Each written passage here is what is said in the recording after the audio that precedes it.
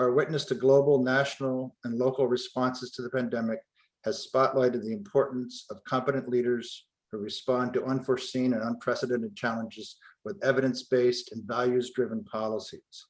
We have seen the power of resiliency and our sense of community and how it helps buffer us in weathering these trying times. Unfortunately, we have also seen many of society's barriers, structural and endemic inequities amplified and laid bare for all to see. People now more clearly see the interconnectedness of health, wealth, and economic mobility through the lens of what we call the social determinants of health. It's for that reason that this year's Nexus theme emphasizes from data to action. We have a unique window to act, a window where society is engaged, where long silent and long silenced voices clamor to be heard, and where public health, community health is a shared priority. The time is now for us to point the way forward. To set the stage for our day together, we have two keynote speakers. The first, a national thought leader, and the second, a local expert steeped in our data. Each will give about a 20-minute or so talk. I will then moderate questions and answers with the speaker, and then we'll move on to the next speaker. We'll ask you to submit any questions you might have through the chat, and I'll moderate those as we pass those along to the speakers during the time that we have available for them. I'm delighted to present our first keynote speaker, Dr. Joseph Telfair, past president of the American Public Health Association and professor and associate dean for public health practice and research, and the Carl E. Peace Distinguished Chair of Public Health at Georgia Southern University's Jiang Su College of Public Health. I should add that Dr. Telfair is not unknown to us here in North Carolina.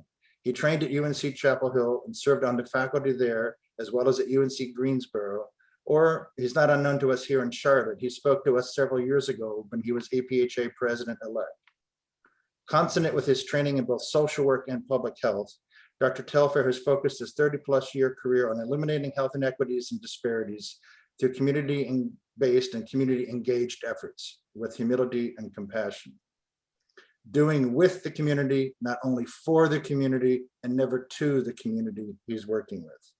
Dr. Telfair's culturally attuned and evidence-based policy and advocacy work have targeted under-resourced and underserved areas at the state, local, national, and global levels, where he tackles structural barriers and social determinants of health. This morning, he shares his accumulated wisdom and his suggested strategies for taking action. Dr. Telfair, welcome. Thank you very much, Dr. Thompson, Dean Tudor-Locke, Director Harris, and the audience. I am truly, truly honored to have this opportunity to speak with you. The opportunity to talk about this issue, even if it's with brevity this morning, is always an honor.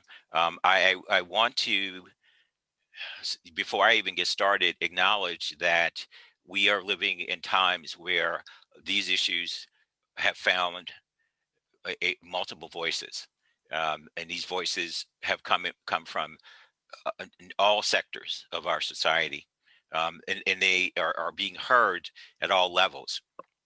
We have many examples at the federal level, local, and national level, and even this morning we have heard that the CDC itself has recognized one of the social challenges we have, which is systemic racism as a public health challenge. Things we've known for a really long time, but they're actually now only just speaking about it, but they're putting their money where their mouth is with some new initiatives.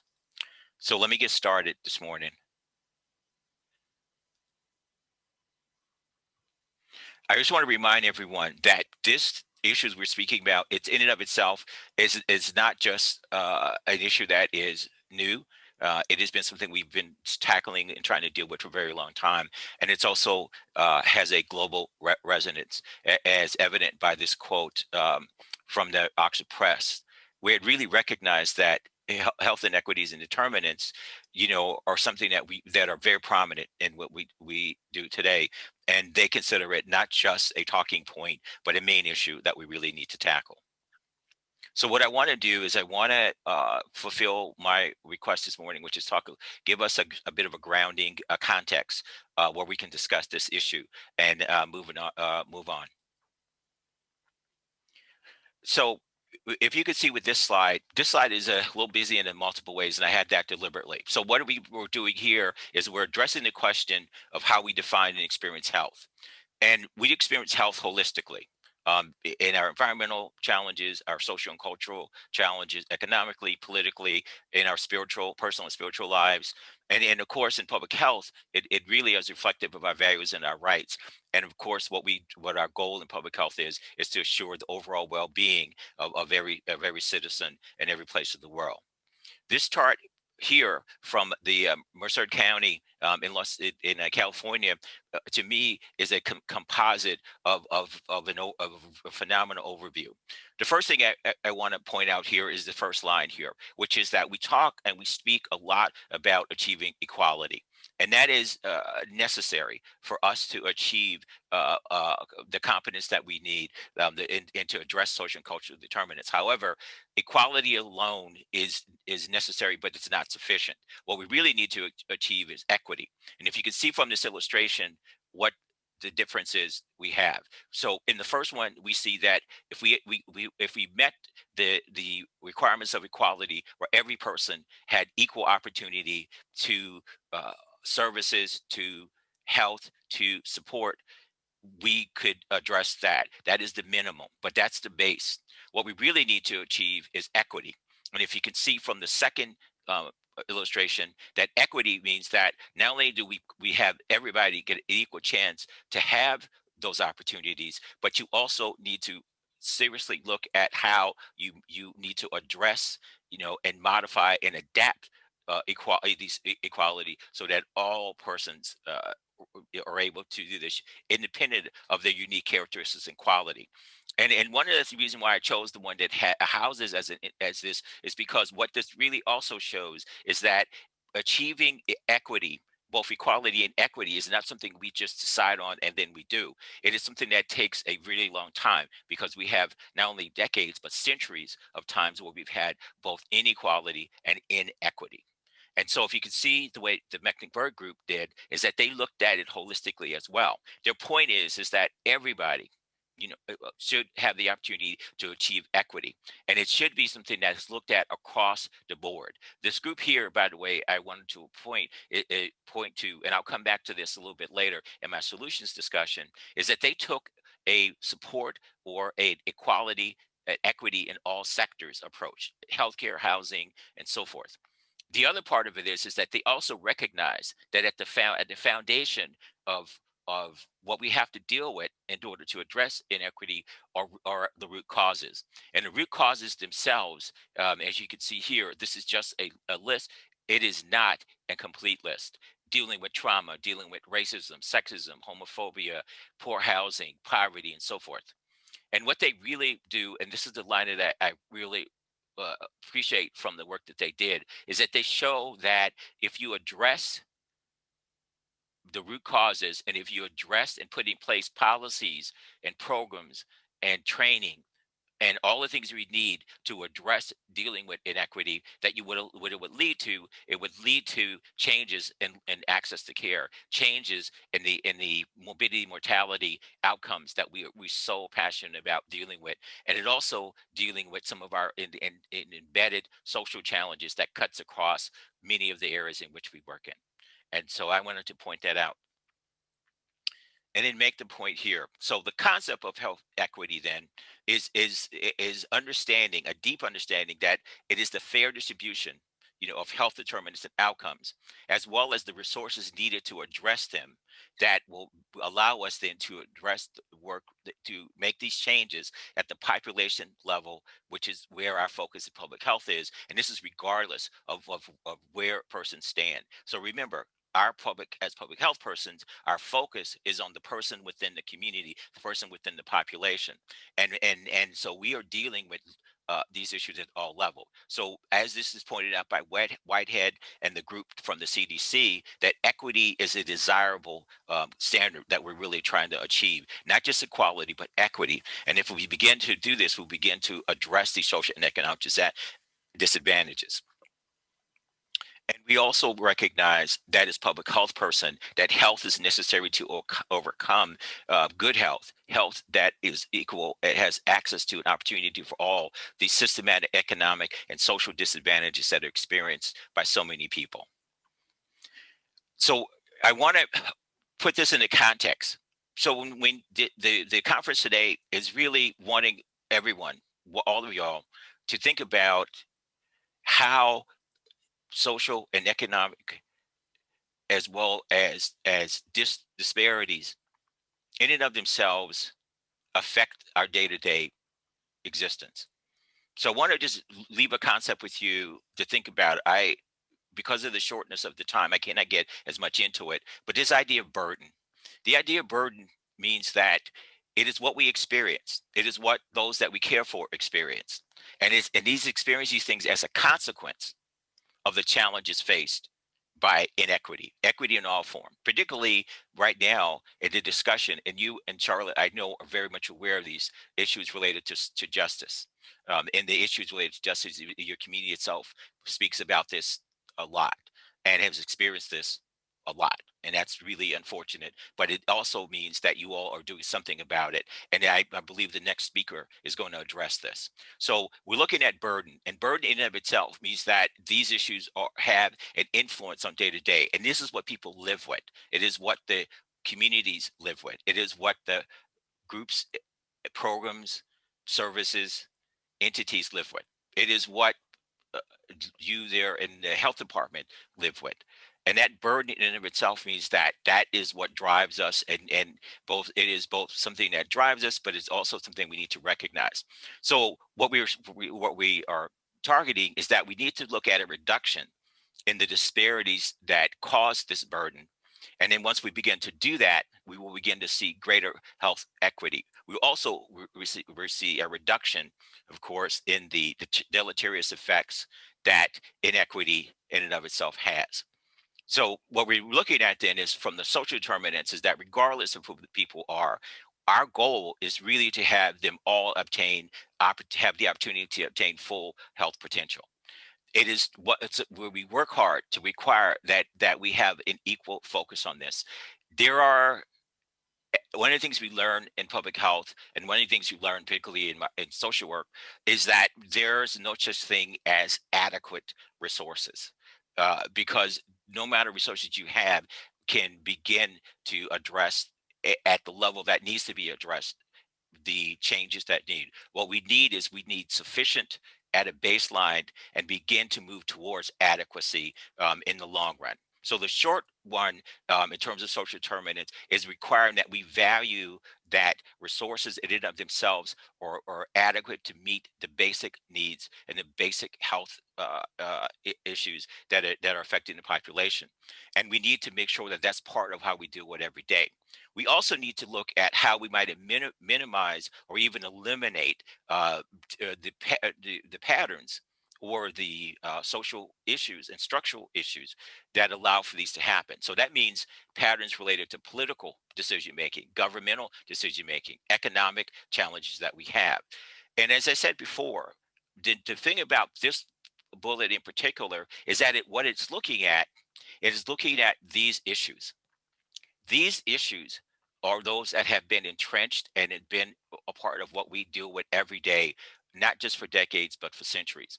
And what the other side of this is to think about it is that while we have a major focus on adjusting and changing these, and a willingness to say we need to address these, we also have to ask ourselves uh, how it is that we want to live day to day while these exist.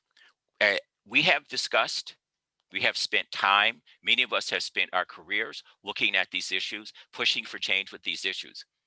Yet and still, they are as real today as they have been, and some of them are as entrenched as they have been over time.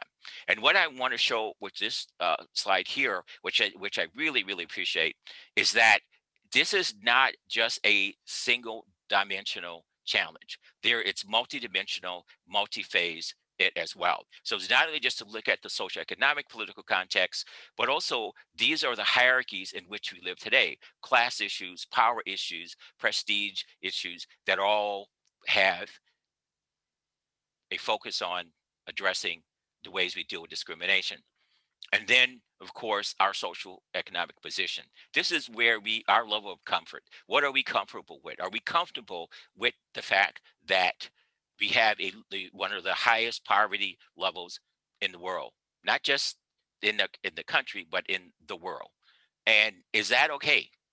And then we look at how it is that we distribute uh, goods and services, how we distribute healthcare, even our healthcare system itself, one of the richest ones in the world, yet we have one of the poorest outcomes in the world. So these social determinants in and of themselves are intermediary factors, but what we really want, our distal goal, is to have an impact on equity and well-being that actually seriously moves the needle. So Martin Luther King, a long time ago, in all his work, was really taken aback when he went and visited some of the hospitals in the areas that he had, particularly in the South and other areas. And in a speech that he gave, or talk he gave after a speech, he was asked about his experiences and what he thought about the way that discrimination affects the way we deliver healthcare. And this is what he said to the AP at the time, that of all the forms of inequality and trust, and we all know he saw much of them, injustice in healthcare is the most shocking and inhumane.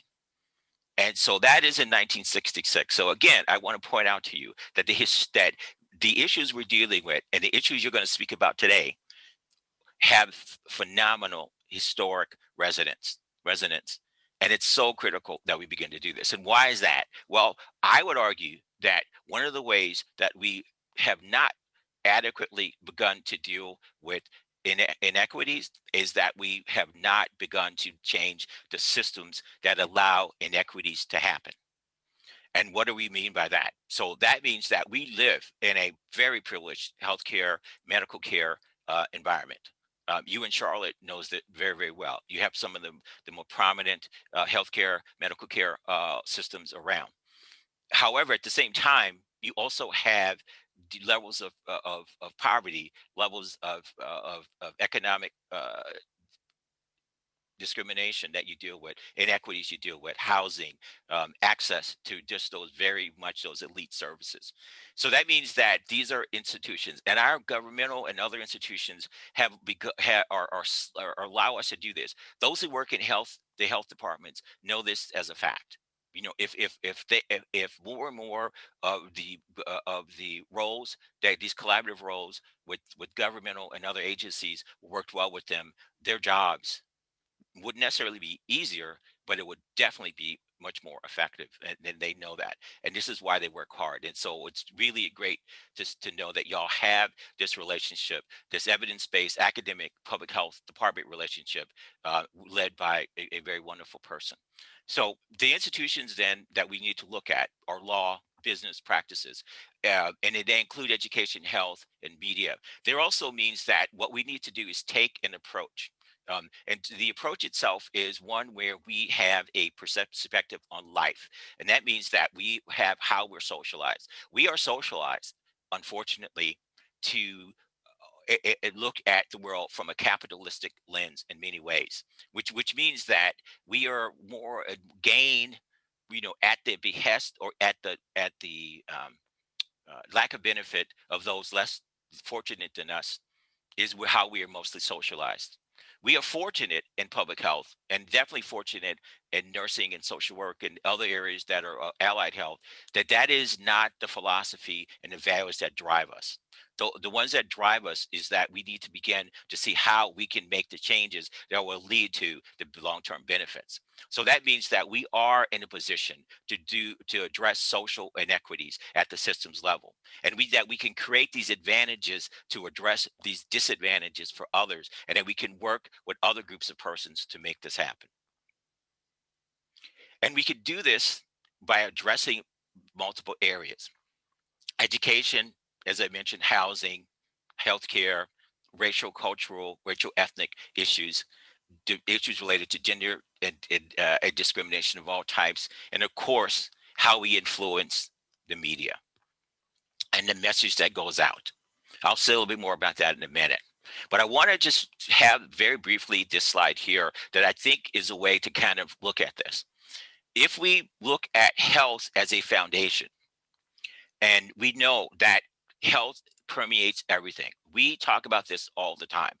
We have discussions with many, many people, and us who are passionate about what we do in public health believe very strongly that public health permeates every area, every discipline, every no matter what sector you look at, you can always find health, whether it be economic, or whether it be living and working condition and housing, whether it can be how people are employed and so on and so forth. And then you could see this, but what is important from a structural perspective is that we need to have policies and laws that promote economic development to reduce poverty, to allow persons to be educated, allow children and their families to have the opportunities that they need, and then to just overall promote a healthy environment, and to really define what that means. That means everyone having the opportunity to be as healthy as they possibly can, and what they would allow them, independent of their physical or the social conditions, and also independent of where they live. So I want to talk that and transition a bit to solutions. So let me just first say this, pose this question to you. So today you're going to have many, many people talking about the issues and the challenges. And they will point out, particularly because we have phenomenally good data. And the data in itself, and I appreciate what was said by Director Harris, is that the data tells us what are the challenges that we have ahead of us. And it really gives us a picture of what it is. And we do know what we need to do, because we need to use that data to make changes. However, one of the things that we don't always ask ourselves is, we have a tendency to focus on the problem and the issue, less on the root causes or what got us there in the first place. As someone who we're trained, and we're trained to deal with the issue as it presents to us, we're not always trained to think about prevention. And prevention, not just prevention in terms of actual clinical prevention, but prevention in terms of the social, structural, and political and other causes that. So the question that was brought up in the World Health Organization, who were dealing with these issues from a global perspective, was that they were challenged with the same thing. They were said, yes, you provide the resources to feed people, to provide healthcare to people and so forth. But what we're not effective at is changing the systems that allow for these circumstances to occur in the first place. So the question became, and this is the lead statement from this report, is why treat people's illnesses without changing what makes them sick in the first place? And I put that to you as a challenge to think about what it is you're going to do. So if you're going to look at solutions, my strong recommendation, as you start there and ask yourself, am I doing this? So let's move then. So what I'm saying is this: one thing that we as health professionals have in common is this real focus on population health. And what we focus on then is the role that the ecology of the challenges have, the ethical, legal, governmental, political, and social issues have. And so I would just say that what we need to do is to think also about the opportunities we have, not just in the health sector, but in the other sectors. And how can we bring those other sectors together in such a way that it leads to what it is that our ultimate goal is, which is to maximize the health benefit and the welfare of those that we're most concerned with. So in public health, we talk about this concept of health in all sectors and health in all policies. And what that really means is that we see at the center of our focus are the persons or the communities and their families, the groups, the people that we have an interest in. But we recognize that we alone cannot move the needle. We alone cannot have the level of effect that we need to have, uh, by simply willing it. We need to have partnerships. We need to work with communities. We need to work with other sectors and other groups in education and economics and housing and health and behavior. We need to look at food and nutrition, schools, climate, policies. We need to look at coalitions because the coalitions are the ones that are going to help us move the needle. But that is easier said than done because we need to make sure that we in position of leadership, particularly in position of public health, recognize that it's not a single effort. It is a multi-level complex effort that includes data, research, evaluation, and work. And that we do, as to paraphrase Director Harris's comment, that data is an advocacy tool. We also need to make sure that we have good strategies. We've learned a lot. We're trained well as public health people. We're trained well as social work people, nurses. We're trained well as community health persons. And so we need to think about our training and how that we can do strategies that will maximize the effect of what it is that we need to do. And then we need to work with those who make the decisions, those that have the political will to make those decisions. So what does that mean? That means that we need to look at ask ourselves, what are the social and structural inequity? And to how can we address these entrenched historical patterns of health inequities that have grown up over time at all levels? And then we need to pay attention to the role that we can from our social, political, economic areas such that we are not only are we identifying the existing challenges, but we're putting in place solutions that that will be reproduced, that will sustain, and that will address how we can change these inequalities. And so we need to include these and recognize that we need to deal with the basics, things like water, food, safety, and so forth. But at the same time, we also need to look at the systems in which these changes and strategies can be implemented, and pay attention to those areas, such as the education system, social challenges, mental health services, which is so lacking. That means we need to invest in persons of all at all levels, that we need to invest in them in terms of training, in terms of support, and other means. And we need to keep in mind that these patterns that happen at all these levels are overlap with one another, and they're not just simply those that came up within a certain period of time, but they are long standing. And just like any long standing challenge, it will take a long standing and sustained effort to make a change to those challenges. And so what I want to point out to you is a couple areas, and this we was a good suggestions, and I that we modified a bit from the health equity. We want to look at collaboration, as I mentioned before. We want to look at ways that we can promote the work of other persons. So it's not just us. I know in academia, what a lot of our focus is on our own self, our scholar as entrepreneur. What I would argue is that we should have a scholar within a system of social entrepreneurship. And social entrepreneurship allows for both the persons who are doing the work, doing the research and work to grow, but at the same time that have an effect and that those around them also grow. And so that you have a social, not only an academic, but an evidence-based effect, but you have a social effect as well.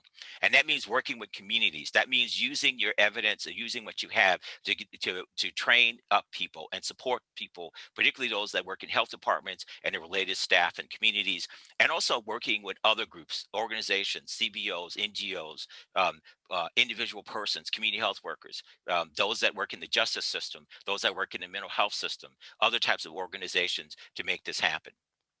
The other part of this is that, again, focus on root cause and solution, particularly around issues that are so embedded, like racism, sexism, homophobia, and so forth, and then begin to look at ways that we can put in place programs and services and networks that we could collaborate with, particularly at the public health level, to deal with the broader social areas and to latch on to this. Right now, we have an opportunity in our society. We have a really strong social movement that is really beginning to address these issues. While they begin to address these issues of maybe with a singular focus, what we need to be able to do is also have them broaden that focus so that levels of inclusion, not only just a focus on purpose. So if they're looking at racism, we need to talk about sexism and homophobia. We need to talk about poverty and other areas as well, and to see how those things across one another. The whole concept of intersectionality plays a role here. And I want to bring you to a point of why it is that we think this is so important. So Michael Marmot, years ago and to this day, really pointed out something that we need to consider, that we have, as health persons, an ethical responsibility to make sure that person's human rights, that health as a human right, is carried out, and that he sees this as a moral case. Now, he is very strongly about this. As you know, he's an eminent researcher, eminent social epidemiologist, and he has been looking at this issue for a very long time. But he leaves us with the wisdom that reducing health equities and improving health, is our duty. And if we have this as a priority, and we advocate this at all levels, particularly at the government level, decision making level, that we can influence the change and lead the change that we have. So human rights, as Dr. Braverman says, is a part of this, and part of the human rights principle is this issue related to non-discrimination and equality. And if we begin to pay attention to that, again, as Dr. Marmot said, this allows us to deal with the foundational issues and to deal with the inequities and the injustices uh, that that are come out of this system. So by dealing with discrimination in such a ways, we also need to look at how we educate ourselves and one another. Many times, persons of color and persons who are disadvantaged or marginalized, we deal with blatant discrimination. However, more insidious is unintentional bias, and that unintentional bias itself is something that we're socialized with, whether we know it or not. So it's critically important that not only do we deal with the what is we see, but deal with we also do not see, and really educate ourselves and bring ourselves to the point, because if we're going to be the agents of change, we also need to change ourselves. So just a couple principles. First of all, look at how discrimination, how inequities and inequalities uh, deal with people on day to day. Think about tackling the core areas that allow for inequities to occur, and actually perpetuate that power, money, other resources, these structural drivers, that allows us to happen at the local, national, and state level. And then, particularly us as researchers, take the responsibility to build the evidence that allows us to do two things. First of all, to have a really deep understanding of what are these challenges that we have to deal with, and then second of all, gives us the evidence that allows us to construct ways that we begin to address, not just to address in terms of speaking about these challenges, but to interventionally make changes that move the needle. And so that's what we need to do. And how we do that is that we develop workforce that are trained in both good data work as well as able to speak to the public awareness, and mechanisms that do this, not to just to involve, but to engage, which means shared ownership of the issues themselves, which is what we do well in public health. And I believe very strongly that if we did this, and I've seen this work in multiple places, particularly around the world, other places that I've seen, that optimal well-being, social and economic attainment is very much a reality. So in closing, then, let me just leave you with this comment. One of my, I would say, favorite people, heroes of time, was the late Shirley Chisholm. And many of you know Shirley Chisholm was the first woman of color to actually run for president. But even more than that, she was just an icon to so many people over time, and it really just dedicated her life to making sure that those who least among us, particularly those who were discriminated against in her time, had that opportunity. And what she said was that we have seen health as a right, and has been conceived as a privilege available to those who can afford it. But reality is that it is this reason that healthcare system is in such a scandalous state. And I would just say that one of the big charges that Ms. Chisholm had was that she told it like it was, and it really bothered a lot of people. But at the same time, it inspired so many others. So what that means then, if you take her words, that means that we have to challenge ourselves to be willing to have what Dr. Georges Benjamin, the executive director of APHA, says as uncomfortable conversations. It is not just enough for us to talk about what this work. What we have to do is we have to address it head on, and we have to address it in the ways that we as persons of in health do very well, which is to identify it, define it, measure it, develop the evidence for that, and then use that evidence to make the change. And so what I would say is, and that is uncomfortable, because when you begin to ask people about their biases, if it works, you know that that is a challenge that many of us have. So what he says is that we need to do this, because how else can we build relationships of trust that will allow for the change to occur? So I want to thank you for your time, and thank you for being invited me, and I'm open to any questions. Good. Well, thank you, Dr. Telfair, for those insightful comments. We have about 5 minutes left for questions before Dr. Telfair actually has to go off and teach a doctoral class later this morning. So we'll be doing his questions and answers first. The first question in the chat deals with, do you have any examples of communities that are doing a good job to point to? Yeah, so what we have is that in New York, we have Action for Change. That's one of my favorite groups. It is a grassroots organization that tackles as a coalition, the issues related to discrimination, and they broaden discrimination not to include it in terms of race and class and sexism, but classism, housing, and network. And they are a very prominent group. We also had our coalition, and I would probably just say in our neck of the woods, which is our Coastal Indicators Coalition, which is made of 100 different groups that in and of themselves have begun to tackle a lot of the issues related to reality, poverty from reality, economic change, and work. And I'm happy to send more examples if Dr. Thompson just sends me that, and I'll give him more. Okay. That's just a couple off my top of my head. We have time for a few more questions if you want to place them into the chat.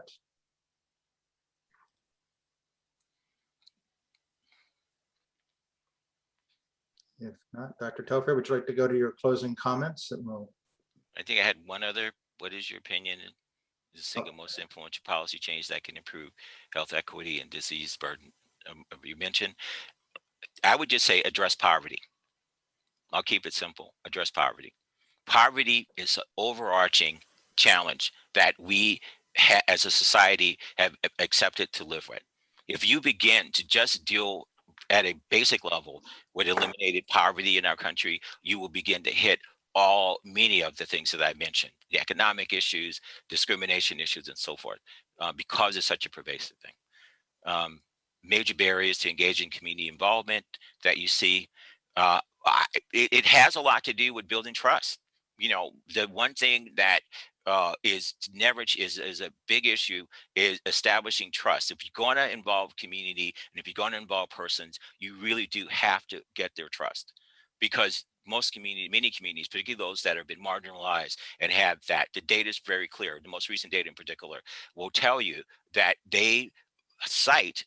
Some people think they cite challenges like the Tuskegee and so forth, but work that has become the show is that it has more to do with their own experience, their lived experiences, and those lived experiences where their trust has been betrayed in multiple ways, where they felt used, and that. So many times, and we as university, particularly research universities, are notorious for that, of using communities and working with communities and developing a lot of the research we do, and not doing the next step.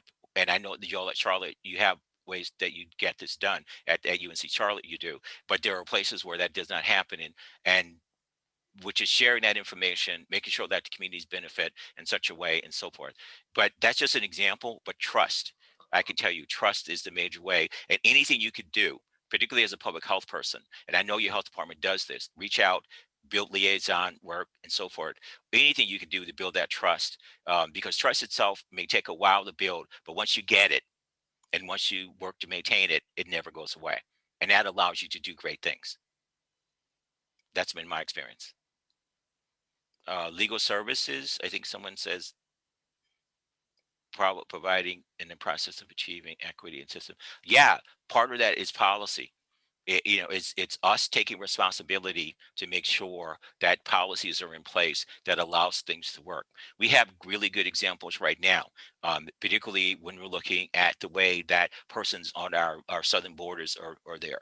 There are policies in place that can easily be adjusted that allows those that making decisions about immigration and so forth, if those were supported or those were carried out in such in the ways that they have been in the past, in other words, those that have allowed for more resources to go into making adjudication, that will then begin to have provide an equitable base for people for decisions to be made.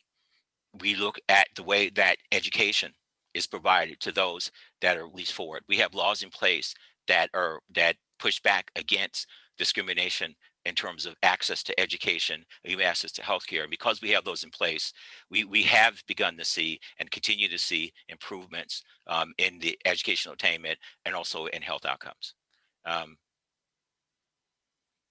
I would just say as an example of working with officials is some of the things that some of us in the state public health programs have done is that here in Georgia we invite our state legislators, two of them, to sit with our Georgia Public Health Association on their board, and by doing that, we educate them about what are the challenges that public health people face, the public faces related to healthcare issues, and we began to work successfully with them to open the door to support for a lot of the public health issues that we have now. Yeah, we have a long ways to go, and I would say that we clearly are not as effective as we'd like to be, but the very fact that we have um, those that are decision makers at the table, and having discussions and hearing their views and hearing their point of view. The other thing that I would say that is something that I think many of us have a challenge with is entertaining other points of view. We in public health and we in health have a very strong uh, promote health promotion, advocacy perspective in terms of the way we look at the world. We know that there are those that push against that for their own reasons. We need to hear what they have to say, and we need to look and see and do what UG and Fisher talk about, which is focus more on the things we have in common, than just the issues themselves. So, in other words, then what do we have in common with them, and what can we find common ground on, to work with? Not easy. No, trust me, it's not easy. Someone who does this all the time, it's not easy, but it is possible. Uh, yeah, the way that I said, I get to this last question, Dr. Thomas, is building concrete ways. One of the concrete ways that it's building communities is reaching out and finding persons. And we do this all the time when we do our community based work. Is that we find people who are themselves trusted in the community, and we go to those people and we try to we present ourselves to them, and we practice cultural humility, recognizing that we do understand a lot of what goes on because we're good researchers and we know what happens, but we don't necessarily understand what goes on in that community. But these folks do, and we include them, in our work in all kinds of ways. We have I work with a lot of groups. When I worked in Greensboro in particular, we worked with the community. We included persons from the community on our projects, either as liaison, community health workers, and so forth. And in these folks, they then in turn are the ones that reached out to those others in their community to work with them.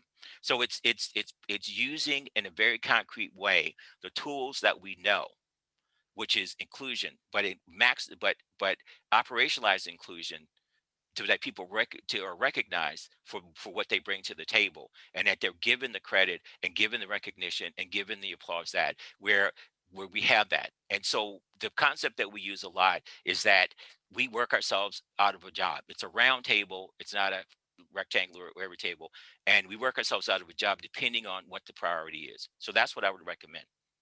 Thank you. Great. Thank you, Dr. Telfair. Do you have any final thoughts? All I would just say is thank you very much for this opportunity. And I wish you very well with your conference today. I know you all do great work. And I would just say that please, I would leave you with this: practice cultural humility. Be willing to listen and learn from those that you work with, and be willing to use good science to help drive that and to work with that. Anyway, thank you for your time. Thank you very much again Okay. for making the time to be with us today. My And for pleasure. sharing your thoughts and accumulated wisdom. We truly appreciate it. Yep. And enjoy having you back with us again. Okay. Thank you. Thank you. Gotta Good. go. Okay. Bye.